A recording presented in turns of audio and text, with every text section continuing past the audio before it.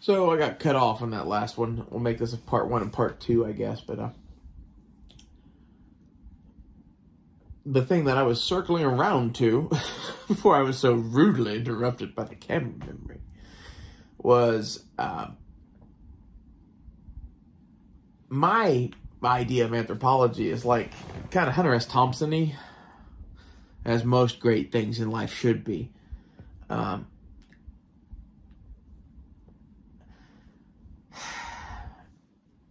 The anthropologists that just write reports and shit, or whatever that I was talking about in the first one, they would think of themselves as Hunter S. Thompson-y as well, because they take some mushrooms while they're there and hang out with the tribal people and see the shaman. That ain't what I'm talking about. In fact, I'm probably sober while I'm there. Unless, like, legit they got something good and there's a shaman, then maybe I might do it with the shaman. But, you know, one wizard to another.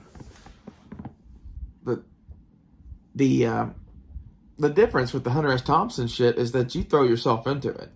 Like, there's some people that do this a little bit, but to be honest, it usually comes off as kind of weird most of the time, but sometimes it can be pretty good.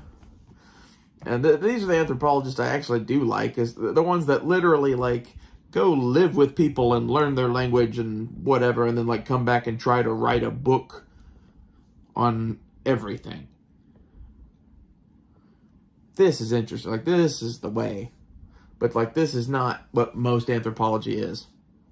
Like, there are crazy fucks on the fringes of it that feel like me, that went and got degrees and shit and fucking go out there and do crazy shit.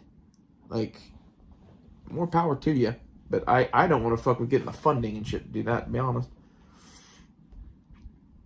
Although, I do think that I should write a book on, like, the anthropological study of trans women, because, like, fuck, who else should write that but me, really? I am one, I dated one, and I've met quite a few of them, and, like, I have a unique view on the whole trans thing, especially with the, you know, interest in anthropology to begin with. I was definitely studying all those bitches the entire time that, like, I was hanging out with them to some degree.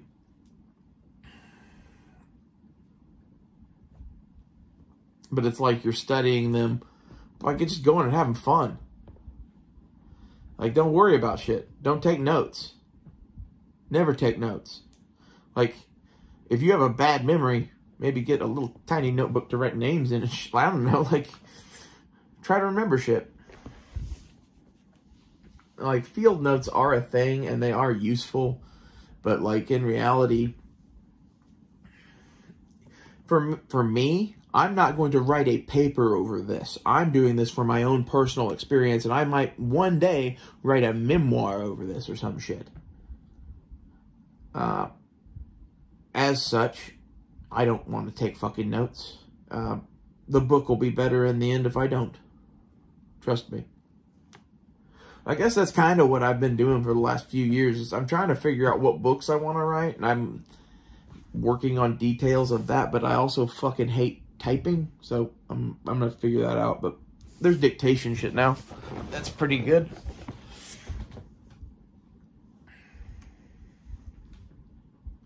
Anyway, I would like to make one of the books I write a thing about the anthropology of transgender women. To be honest, I think I could probably turn that into a doctorate. I would just have to submit it someplace. If it was good enough, especially, given the subject matter and whatever. Like, it's one of those things that, like, a really well-selling book opens a lot of doors, really. This is where I need to start writing. I really didn't feel much like writing up until this point in my life, to be honest. I tried writing a couple of fiction things here or there. And, like, I want to do that, too. Like, honestly, my hesitation in making any books is most of my books feature ladyboys and transgender women heavily. Or will. And I don't know that necessarily the world needs more books like that. But they would be interesting political statements. So. Hunter S. Thompson, for those who don't know why I'm making this comparison, when he did journalism, old school journalists just wrote along, took notes, tried not to fucking disturb the goings on. Hunter Thompson like went and had a piss next to fucking Nixon. You know, like Hunter Thompson dropped acid with fucking what's his face from I forget who it was. It was some fucking like it was an artist for Rolling Stone or it was an artist for like Newsmax. It was like either the magazine he worked for, which was Rolling Stone, or one of the other like newspapers that were along on the campaign trail. He gave some drugs to this dude to the point that like he was never right again for a very long time. Like he introduced the idea that George McGovern was taking Ibogaine. I love Hunter. In reality, like he's kind of a lunatic and left wing, but like he's the best parts of the left wing in my opinion. Like I'm kind of left wing in the same way that Hunter is. Like you can't tell me what to do. Like the Constitution. I think the Constitution is itself a kind of semi left wing document. It just disturbs me to the point that like they've gone so far left wing that they're commies, and I'm over here going like, man, I used to agree with you, and like. I would agree to the communism thing, but only if you made me Mao. If you made me Mao, I would agree to be communist in a minute. I would make the best country. I don't know what I would do. There would be a lot of fucked up shit, though. Like, in North Korea, Kim Jong-un makes them all get the same haircut as him. I like that. Yeah, dictate the fashions of the people. It would be fun. It'd be fun for a minute until I got tired of having to fucking deal with all the problems and headaches of running an empire. And see, that's the thing, is that's really not true freedom either. Like, I'm with kind of Hunter Thompson, I guess. Like, true freedom is running wild in the wild and do whatever you want to do. And you know, if that includes, you know, having a normal life and wife and kids or whatever at some point too, cool, but that's not what everybody wants.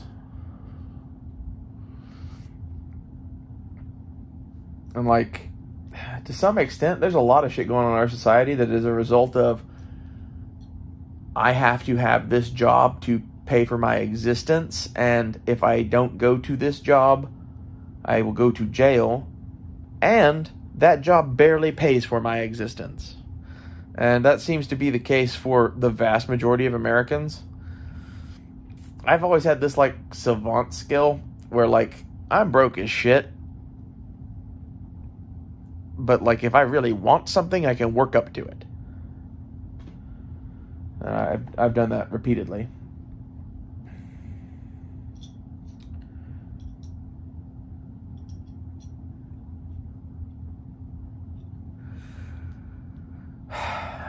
The world we're living in now, where it's literally like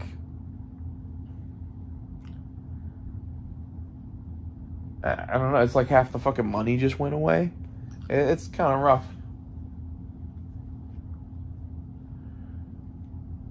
It's rough to be an out-of-work anthropologist, transgender woman. I don't know. I could add other things to that, but there's no need. That's enough things going against me right there.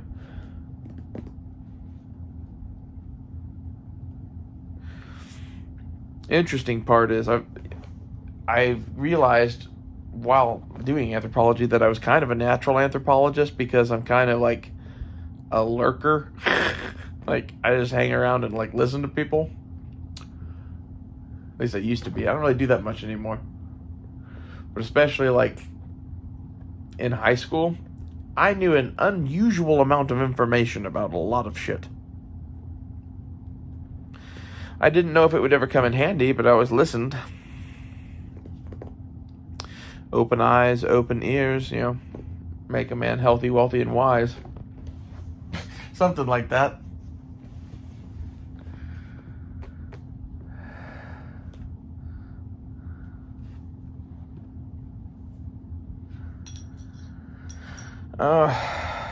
I don't know what else to talk about in this. I really only had a couple minutes of the anthropology shit left to go on, and we've just been kind of spending ever since then. So I'm going to close off part 2 here, but I wanted to finish out the Hunter Thompson thing because I thought that was interesting. So I'll see you guys later.